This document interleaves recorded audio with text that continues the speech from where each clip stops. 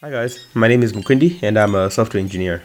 Now in this video, I'd like to show you how you can start applying functional programming or functional programming principles within your code without the need to understand a lot of the theory around the foundational principles of functional programming, which is category theory or monads or some deep intricate details about lambdas and how they work.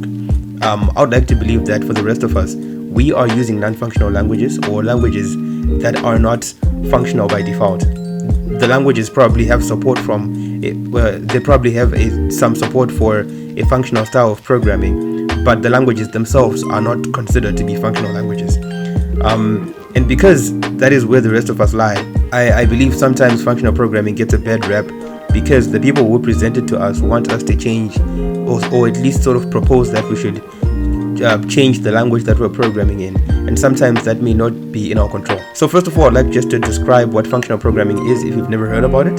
Functional programming is a paradigm of programming with certain principles, and some of those principles that I just want to delve into are number one, immutability, and number two, treating functions as first-class citizens, and higher order functions.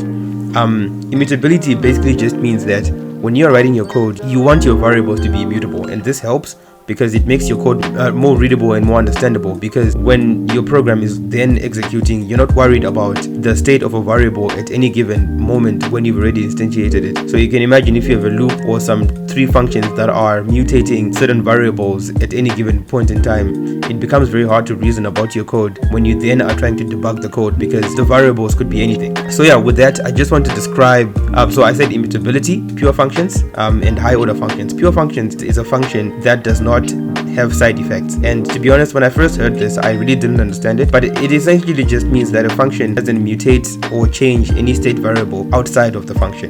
If you can think about it, that then means that the function is very deterministic. It doesn't depend on any outside state, and so it's easy to reason about what the function does, because you don't need to have in your head any other part of the program when you're trying to read what the function does. And the last one is high order functions, and high order functions basically means it's a function that takes one or more functions as parameters. Now, when you want to start using functional programming within whatever programming language you're using, you have to understand three things, or at least three higher order functions within whatever language you have. And I would like to believe most languages have them, and that's map, filter, and reduce. Map is a higher order function that takes in a set of inputs and maps those inputs into the same number of the set of outputs. So you can imagine I can map a list of integers to a list of another integers, but like multiplied by 2. So I can map from like a value was 2, it now becomes 4. Filter is a high order function that takes a list or a set of inputs, and then it produces another list where the second list is a filtered down version of the first list, and so you have to pass in a function that like filters the list. And the last one is reduce. Reduce takes in a set of inputs and it reduces, as the name suggests, that set of inputs into one value. So that value could be a collection, it could be one number, and just to give you an example, it could be like we have a list of integers and we can reduce that list of integers into the sum of all the integers in that list, producing one value. So map, filter, and reduce are what you have to understand. Once you understand those and what and how you can use them within your language, you can then start composing complex bits of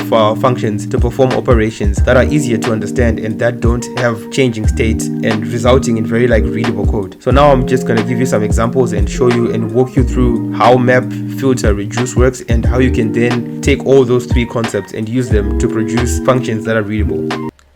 Okay, so here I am in IntelliJ, and I'm just going to show you map, filter, and reduce, and I'll try and explain how you can start using it into your code bases. And yeah, whatever language you use, I'm sure it has some sort of like map, filter, and reduce in their API. So right now I'm personally using Kotlin, but you can use anything: Java, Python, JavaScript, TypeScript, whatever, right?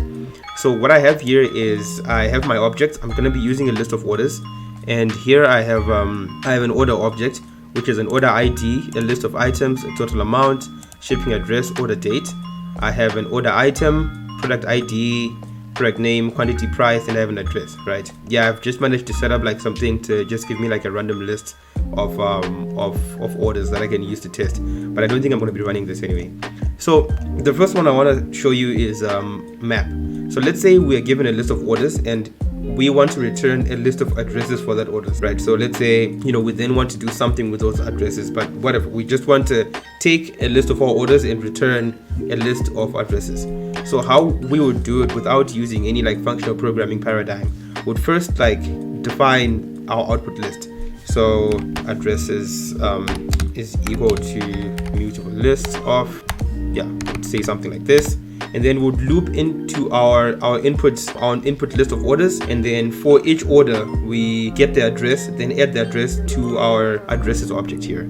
So would say for order in orders, and then would say addresses dot add order dot shipping address, and then would then return addresses. Now if you think about this pattern works in a lot of other ways. So let's say instead of like getting addresses, we want to get order IDs, or we want to get like the items in our orders, or we want to get the order dates. We'd sort of like just write the same function, and what would just change is what we're adding to this output list, and of course the type of this output list. Now this is how you would do the same thing if you're doing it like in a functional style. And you're gonna see this is very simple. You would just say orders.map, and then you'd say you'd pass in a lambda here. A lambda is just like an anonymous function. I would encourage you to go and then like read about them, and then order.shipping address, and that's it. So you can see here, if you're trying to compare it, this is a couple of lines, not too many, but a couple of lines, and this is like one line. And the nice thing about like writing it this way is, if you are familiar with map, filter, and reduce, or any other functional APIs that are within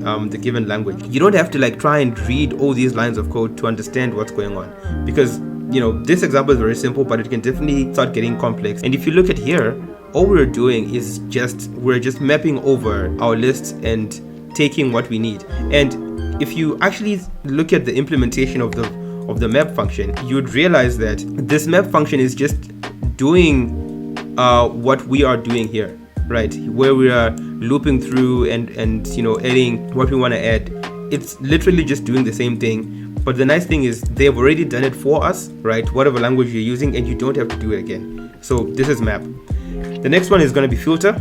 Let's say you're given a list of orders, and we want to return a list of orders with a total amount of more than 300. So 300, I don't know whatever currency it is, but we just want to return the orders with that pass a certain criteria. And in this particular case, the criteria we're going to be using is total amount of more than 300. What we would do here, we would first, once again, define filtered lists.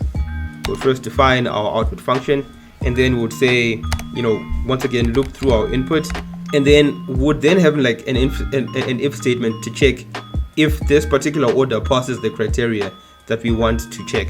Order dot total amount is greater than 300, and if it is greater than 300, we then add it to our filtered list dots, and boom, and then we just return. So yeah, kind of like the same thing we did with map. We're just looping through, checking that it passes a certain criteria. If we were gonna do it with like a functional style, it just all condenses to one line. If you look at here, I've already written the solution here.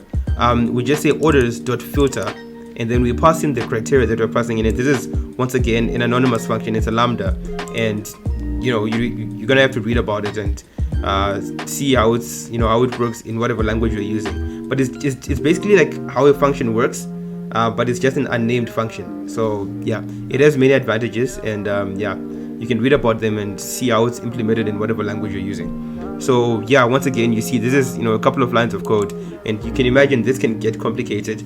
We can start adding more lines of business logic here to check here. So let's say we actually want to check orders that have a total amount of 300 but have a shipping address of like the United States. We can also add those conditions in here. Some prefer to do it in multiple if statements, but you can add the conditions here.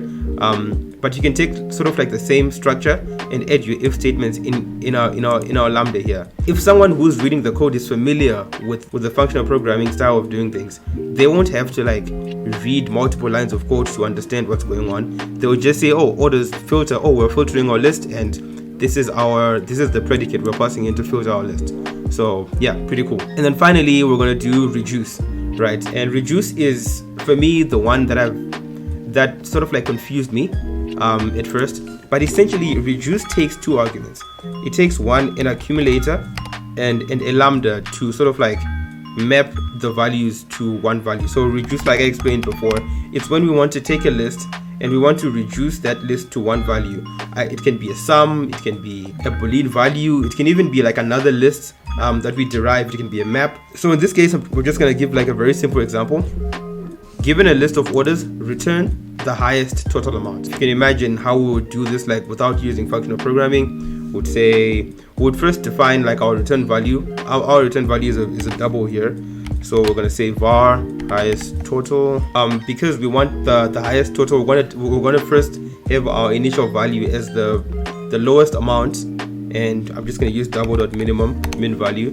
But I mean, one can argue that it can be 0, but yeah, that's just a detail. And then we're going to loop through our once again for order in orders, and then we're going to say, so now we need to check if the current order has a total amount which is higher than the current highest total amount, and we just have to say if total, and if that is true, we have to set the highest total to order dot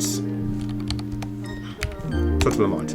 And if this is correct, it should return the highest total amount, right? So once again, a couple of lines of code. You can imagine this can get pretty complicated depending on the amount of like business rules that we have within our use case, but this is just a small example. And this is how we would simply do it with functional programming. And yeah, it can get a little complicated, but you just have to follow through, right? So we're gonna use the reduce function, and reduce, to understand it, and it takes in two parameters: an accumulator and some sort of lambda that sort of like combines our value, right? So in this case, okay, so with how we're going to do it here, we're going to say return, we're going to say orders reduce, and then we're going to pass in accumulator, and then we're going to say order. So we want to check, so our accumulator is sort of like our running value. If you look at the one on top here, you can think about it as like our current maximum value at whatever point. And then we're going to say if order dot total amount is greater than accumulator dot total amount. If it's greater, then we're going to return our input order, else. And this, it's giving an error here because this is going to be returned like the order with the highest amount, but not the highest amount itself. So we just have to say the total amount, and it's going to work. We can also do this by removing this here, total amount, and then first like mapping the orders to total amount first, and then just dealing with our values as total amounts. So now we're gonna see what happens when we then combine all of these together. Given a list of orders, return the total amount for all orders with the total amount greater than 300. So we want to return the total, so add everything up for all orders that are greater than 300. And how we would probably do this in an imperative way would probably, and then we would say for first check if order dot total amount greater than 300 plus equals order dot total amount, and would then return total here. And yeah, this is how we'll do it. Now how we'll do it like in a functional way, pretty simple actually. If you think about it, first we want to map to total amount, then we want to filter the total amounts, and then we want to apply some sort of reduction. And so we're gonna say orders dot first map order the total amount, then I'm gonna say the filter, we'll say amount, and then finally form our reduction. And then I'm gonna perform my reduction, and I'm gonna say it's complaining because of the brackets. Yeah, and this is all I have to do. And if this might seem intimidating, but if you really just do understand map, filter, and reduce, you will be able to spot that, oh, here we're mapping to total amount, here we're just like filtering off the list, and here we are just adding them all together. Now, depending on your on the language you're using, and this would be nice for you to then like dive deep into whatever language you're using and to find out what the functional API is like. There are utility functions for sort of like doing some of these things. So I know for reduce, for what we're doing here, there should be a sum function. There should be a sum function. So some of the things you won't have to write. So yeah, that was a bit of functional programming. So yeah, where do we get from here? Where do we go from here? I think this is not the entirety of functional programming. This is just what I would call the beginning.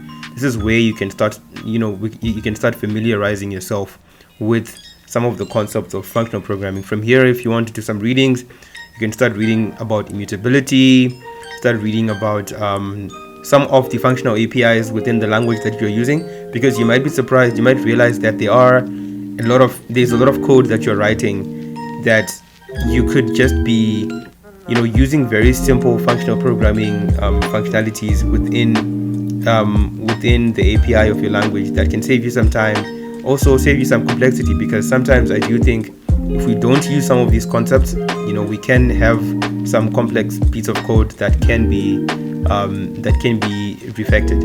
I don't think it would be good for you. It would be like the best thing to go all into functional programming.